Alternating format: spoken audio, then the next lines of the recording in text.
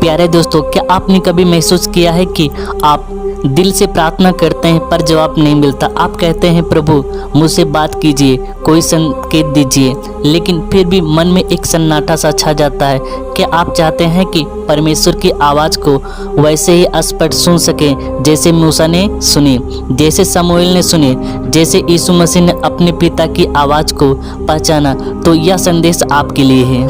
आज हम उन 6 आदतों के बारे में जानेंगे जो अनजाने में हमें परमेश्वर की आवाज़ से दूर कर देती है। परमेश्वर जोर से नहीं चिल्लाते, वह कोमल खुशफुसाहट में बोलते हैं, लेकिन उसे सुनने के लिए चाहिए एक शांत आत्मा और तैयार दिल।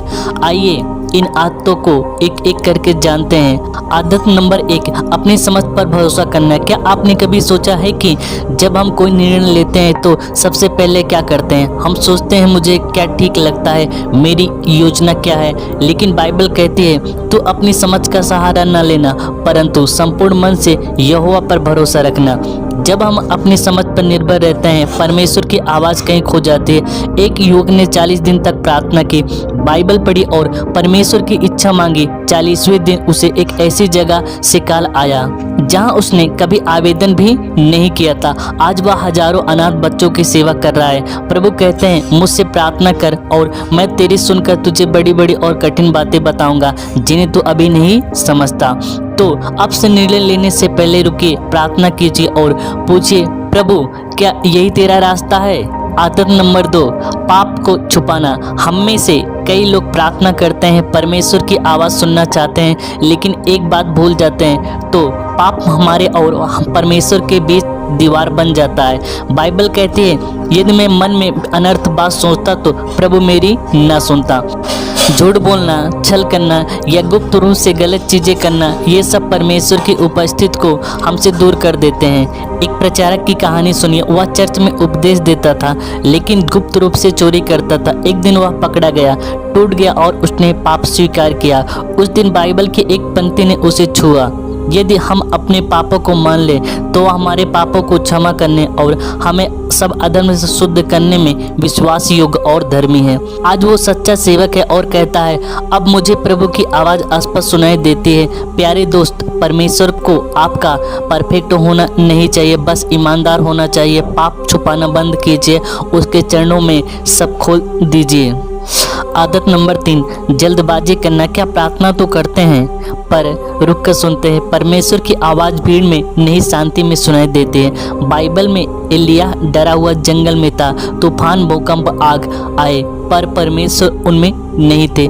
फिर एक कोमल फुसफुसाहट में प्रभु बोले। आज हम मोबाइल काम और सोच में डूबे रहते हैं। एक युवक हर रात रोता था, प्रभु मुझसे बात क्यों नहीं करते? एक पादरी ने कहा बेटा तू बोलता है, अब सुन। उसने मोबाइल बंद किया, बाइबल खोली और 15 मिनट में खामोशी में सुना, मैं यही हूँ बेटा। बाइबल कहती है चुप हो जाओ और जान लो कि मैं ही परमेश्वर हूँ। मैं जातियों में महान हूँ, मैं पृथ्वी भर में महान हूँ। प्रभु की आवाज़ सुनने के लिए शोर से दूर जाइए, आत्मा को शांत कीजिए।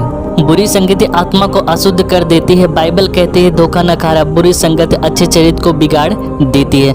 एक युवक आत्मिक था और कॉलेज में गलत दोस्तों की संगत ने उसकी प्रार्थना और चर्च छुड़वा दिया। उसकी माँ के सवाल पर उसने कहा माँ अब मैं प्रभु की आवाज़ सुन ही नहीं पाता। संगति आपकी आत्मा को स्वर्ग या नरक की ओर ले जाती है। बाइबल कहती है बुद्धिमानों की संगत कर, तब तो बुद्धिमान हो जाएगा, परंतु मूर्खों का साथी नाश हो जाएगा। आज पूछिए क्या मेरी संगत मुझे प्रभु के करीब लाती है? यदि नहीं तो बुरी संगत से दूर बनाए। आपकी आत्मा की शांति झूठी दोस्ती से कीमती है। आदत नंबर 5, डर को पकड़ना। क्या प्रार्थना के बाद भी आपको लगता है कि परमेश्वर चुप है? कई बार डर इसके पीछे होता है। डर कहता है तू योग नहीं, तू गिर जाएगा, और परमेश्वर कहते हैं क्योंकि परमेश्वर ने हमें भय की नहीं पर सामर्थ और प्रेम और संयम की आत्मा दी है। एक विधवा के पास केवल एक मुट्ठी आटा और थोड़ा तेल था। एलिया ने कहा पहले मेरे लिए रोटी बना। डर के बावजूद उसने विश्वास किया और उसका आटा और तेल कभी खत्म नहीं हुआ। डर परमेश्वर की आवाज़ को दबाता है, विश्वास उसे स्पष्ट करता है।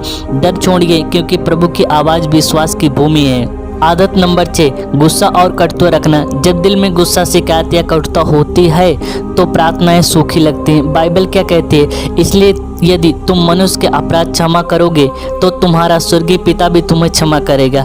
एक माँ ने अपने बेटे को सड़क हादसे में खोया। ड्राइवर के प्रति नफरत ने उसकी आत्मा को बंद कर दिया। प्रार्थना में उसे जवाब मिला, तेरे दिल में अक्षमता रहता है। उसने माफ किया और परमेश्वर की उपस्थिति फिर महसूस हुई।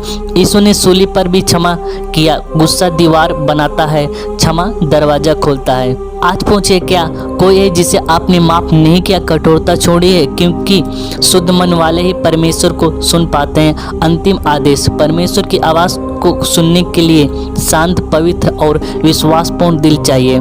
याचा आते हमारी समझ, पाप, जल्दबाजी, गलत संगति, डर और कटुता हमें उनसे दूर रखते हैं। आज एक आत्मिक कदम उठाइए, अपनी आंखें बंद कीजिए और प्रार्थना कीजिए, हे प्रभु, जो आदत मुझे तेरी आवाज़ से रोक रही है, मुझे उसमें मुक्त कर। यदि यह संदेश आपके दिल को छू गया तो कमेंट में लिखें, मैं तैयार हूँ प्रभु की आवाज़ सुनने के लिए, और उसे किसी ऐसे व्यक्ति तक पहुँचाए जिसे परमेश्वर की आवाज़ की ज़रूरत है। परमेश्वर आज भी बोलते हैं, बस हमें सुनने की तैयारी करनी है। आप सभी देखने वालों को जय मसीह।